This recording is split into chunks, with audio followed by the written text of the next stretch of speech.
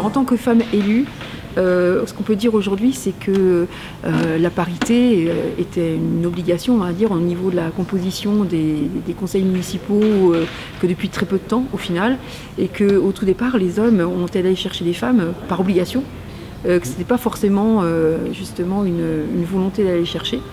Et que là aussi, les femmes se sont freinées un petit peu parce qu'elles ne se sentaient pas forcément être compétentes, vous ne savaient pas ce qu'elles allaient à faire dans ce domaine d'activité. Et qu'au contraire, elles se sont complètement révélées avec des compétences et des savoir-faire différents et que ça a peut-être contribué à apaiser certains climats, on va dire, au niveau des conseils municipaux, conseils communautaires, etc. Le fait que les femmes soient présentes. Par contre, quand vous regardez de près, au niveau des exécutifs, alors il y a très peu de maires femmes, très peu, on va dire, même au niveau ce qu'on appelle du bureau municipal, les adjoints, etc., il n'y en a pas tant que ça finalement. Alors, quand on remonte en plus au niveau des communautés de communes, c'est encore moins. Beaucoup moins de femmes présidentes de communautés de communes et dans l'exécutif, très peu de femmes finalement aujourd'hui vice-présidentes. Mais par contre, aujourd'hui, je pense que les hommes, ils reconnaissent notre savoir-faire et que, je voudrais bien que sur les prochaines mandatures, finalement, c'est que les hommes reconnaissent aux femmes une place entière, je dirais, et au même titre que les places des hommes finalement pour tenir des postes de vice-présidente ou de présidente de communauté de communes ou de maire.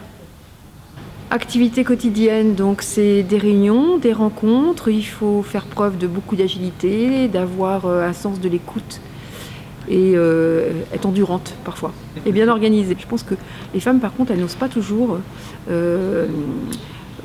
créer leur entreprise parce que pour parfois un manque d'assurance, on va dire. On le voit parfois. Après, dans le monde agricole, c'est peut-être un peu plus difficile, peut-être, parce qu'on reconnaît que le domaine est plutôt porté par des hommes, de manière un petit peu historique.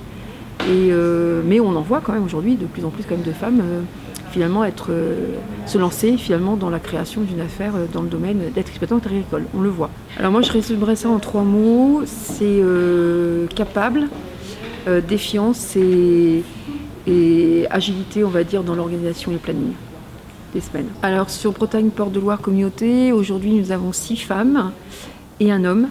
Notamment beaucoup plus de femmes parce que sur les postes d'accueil, notamment des points accueil emploi, ce sont essentiellement des femmes. Alors c'est pas propre à notre collectivité, c'est vrai que c'est vrai partout autrement. Aujourd'hui, finalement, dans le recrutement, ce qu'on peut voir également, c'est qu'on a quand même un peu plus de femmes aujourd'hui qui postulent en fonction des postes que nous avons aujourd'hui comme aménageurs de zones d'activité, etc. Où c'est des diplômes sur lesquels les femmes finalement postulent un peu plus aujourd'hui, quoi.